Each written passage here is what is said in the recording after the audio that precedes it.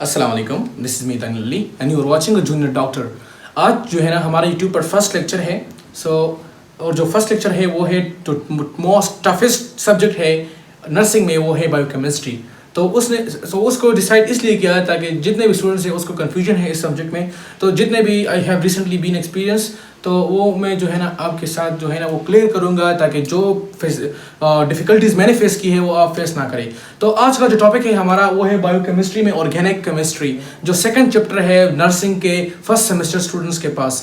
तो असल में अगर आप देखें तो बायोकेमिस्ट्री का कंसेप्ट क्या चीज़ है नर्सिंग में, और वो हम क्यों पढ़ते हैं बायोकेमिस्ट्री को नर्सिंग में।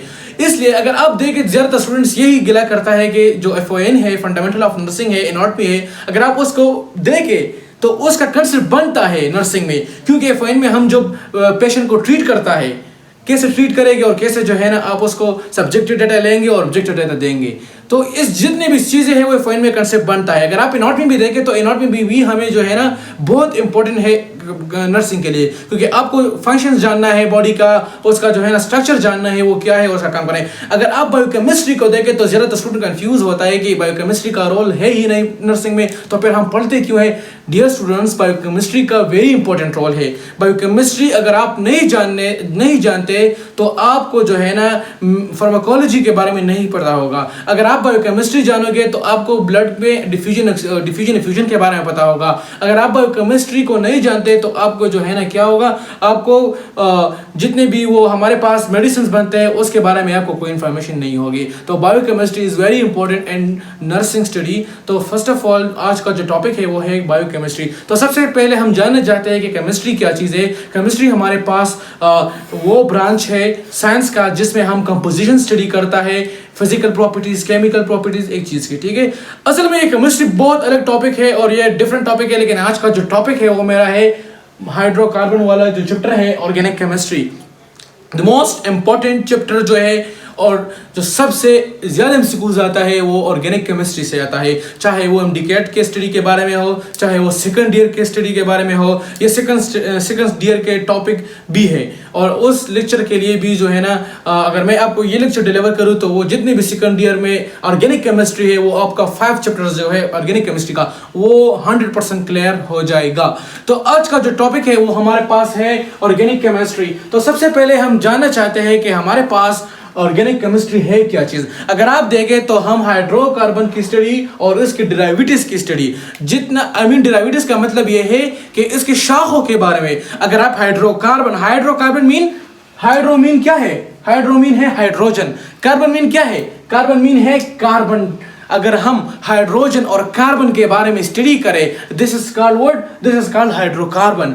और इसके डेरिवेटिव्स मतलब ये है कि इसके शाखे जितने भी हाइड्रोजन और कार्बन से निकले हैं, अगर हम उसके बारे में स्टडी करें तो हम उसे कहते हैं डेरिवेटिव्स। तो इट्स मीन हाइड्रोकार्बन और जितने भी हाइड्रोकार्बन से निकले हैं, अगर इसके बारे में हम स्टडी करें तो दिस इज कॉल्ड क्या, ऑर्गेनिक केमिस्ट्री। अच्छा, अब हम आ जाते हैं कि हमारे पास दूसरा जो डिफिनेशन है वो ये है कि the study of organic compound. Organic compound क्या चीज़ है आपको पता चलेगा, आपको जो है ना लेक्चर्स देखने होंगे स्टेप बाय स्टेप। ये फर्स्ट लेक्चर है तो सबसे पहले मैं आपको ये डिफिनेशन और थोड़ा इंट्रो करना चाहता हूँ, ठीक है। इसके बाद मैं डिटेल में जाऊंगा।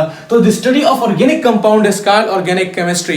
इसके बाद हमारे पास आते हैं कि ऑर्गेनिक आता है, दूसरा इनऑर्गेनिक आता है। सेकंड ईयर में हमारे पास आई थिंक फर्स्ट चैप्टर और सेकंड चैप्टर जो है ना वो इनऑर्गेनिक है, और जितने भी बाकी चैप्टर्स है 5 to 6 वो ऑर्गेनिक है, और जितने भी वो 2-3 चैप्टर्स है वो बायोकेमिस्ट्री में है और समथिंग एल्स, ठीक है।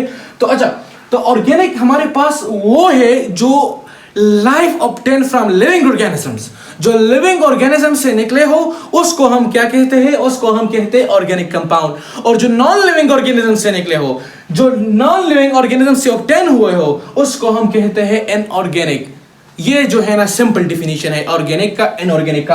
अगर आप WHO के रिसर्च देखो तो उसने एक पॉइंट लिखी है कि हमारे पास MCQs के लिए बहुत इंपॉर्टेंट है ये चीज। देखो, ओवर 15 मिलियन से ज्यादा हमारे पास ऑर्गेनिक कंपाउंड है। एंड क्या लिखा है, अबाउट 1 लाख जो है ना हमारे पास क्या चीज है, वो हमारे पास इनऑर्गेनिक है। तो अगर आप अमाउंट में देखें तो हमारे पास, अब जहां भी देखो तो हमारे पास ऑर्गेनिक कंपाउंड होगा। अच्छा, ऑर्गेनिक कंपाउंड में सबसे पहले एक थ्योरी आ गया, वाइटल फोर्स थ्योरी। ये वेरी इंपॉर्टेंट टॉपिक है और बहुत ज़्यादा एमसीक्यूज वाइटल फोर्स से, वूलर से, और जिस तरह ऑर्गेनिक कंपाउंड्स बना है, ऑर्गेनिक कंपाउंड डेवलप हुआ है, तो इससे ज़्यादा जो है ना एमसीक्यूज आता है। तो इसमें सबसे पहले जो टॉपिक है वो है vital force theory. Vital force theory ने क्या कहा था? वाइटल फोर्स थ्योरी कहता है, मैंने यहाँ पॉइंट लिखा है, अपने आप के लिए नोट्स बनाना है, just from living organisms. Vital force theory में यह है कि जितने भी ये ऑर्गेनिक कंपाउंड पैदा हुआ है, जितने भी ऑर्गेनिक कंपाउंड डेवलप हुआ है, सिंथेसाइज्ड हुआ है, ये सारे जो है ना लिविंग ऑर्गेनिज्म से हुआ है, और लिविंग ऑर्गेनिज्म से ही निकलेगा, नॉन लिविंग ऑर्गेनिज्म से नहीं निकलेगा।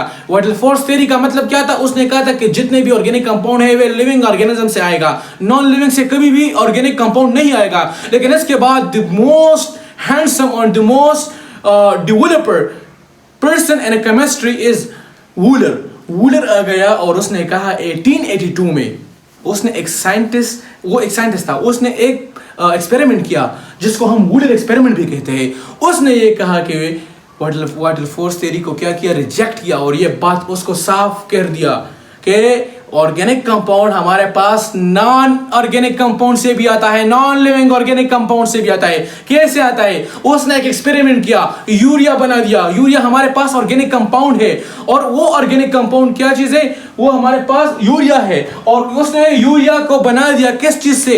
नॉन ऑर्गेनिक कंपाउंड से, जो नॉन लिविंग ऑर्गेनिज्म। उसने अमोनियम साइनाइड को हीट किया, उसके बाद जितने भी वो स्टेप्स हुए मैं आपको करूंगा इसके बाद, लेकिन ये जितने भी स्टेप्स किए उसने ऑर्गेनिक कंपाउंड को बना दिया किस चीज से? नॉन ऑर्गेनिक कंपाउंड से, जो अमोनिया साइनाइड है उससे। तो उसने कहा कि वूलर भाई वाइटल साइंस को रिजेक्ट किया, सॉरी वाइटल फोर्स थ्योरी को जो है ना क्या किया?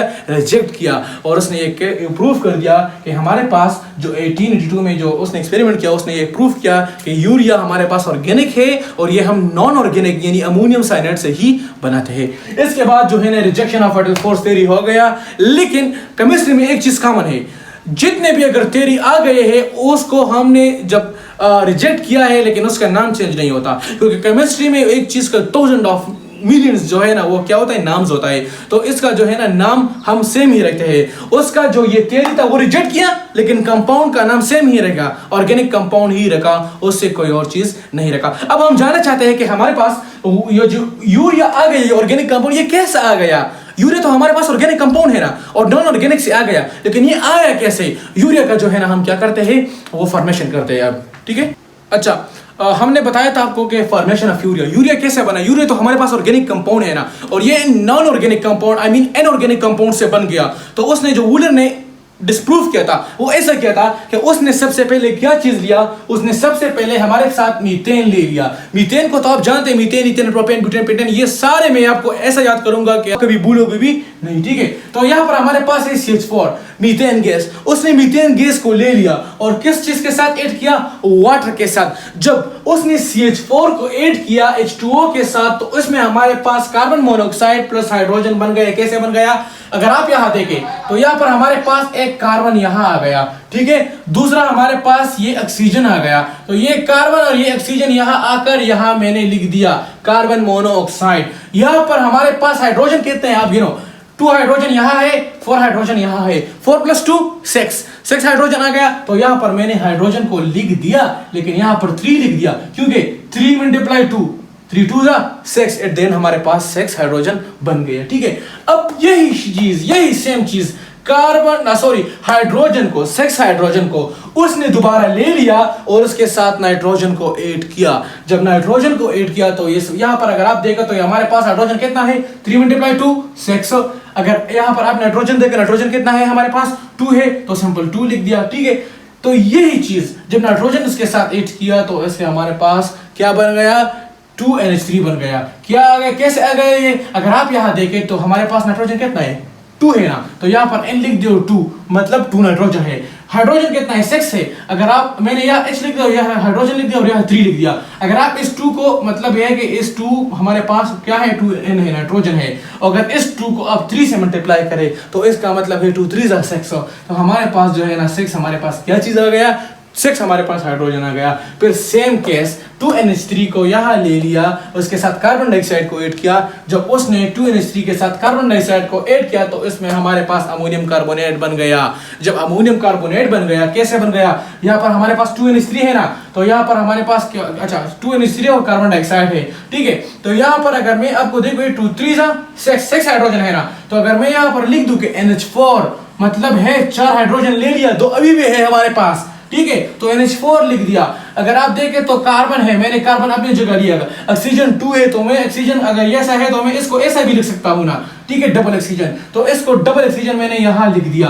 अब हमारे पास, मैंने आपको कहा ना कि हमारे पास कितने नाइट्रोजन थे, 2 थे, तो यहां एक यूज किया, एक रह गया, एक नाइट्रोजन यहां लिख दिया। अब हमारे पास 6 हाइड्रोजन थे तो मैंने 4 यूज किए थे और 2 हमारे पास नेट गेन में थे, तो ये हमारे पास 2 यहां मैंने लिख दिया, ठीक है। तो ये हमारे पास अमोनियम कार्बोनेट बन गया। अब अमोनियम कार्बोनेट को यहां लेकर उसको हीट किया तो उसमें हमारे पास एट द एंड यूरिया बन गया, और उसने ये प्रूव किया कि यूरिया इज ऑर्गेनिक कंपाउंड। और जो उसने ये सारे प्रोसेस किया, ये हमारे पास इनऑर्गेनिक था, तो उसने जो है ना वाटर फोर्स को जो है ना क्या किया, रिजेक्ट किया, और ही prove that what organic compound also arise from non-living, not just from living organism। और इसने ये जितना भी प्रोसेस किया था ये लेबोरेटरी में किया था। इसके बाद आता है पार्शियल सिंथेसिस, टोटल सिंथेसिस, और इसके बाद जो है ना हाइड्रोकार्बन का जितना भी प्रोसेस है उसका जो टाइप्स है, एलिसाइक्लिक हो गया, ये हेट्रोसाइक्लिक हो गया, ये सारे जो है ना हम स्टेप बाय स्टेप डिस्कस करेंगे। आज के लिए इतना काफ़ी है। स्टडी करें, अपने हिफ्ज़-ओ-अमान में हो, और माँ बाप से जो है ना दुआएं हासिल करें। Thank you so much.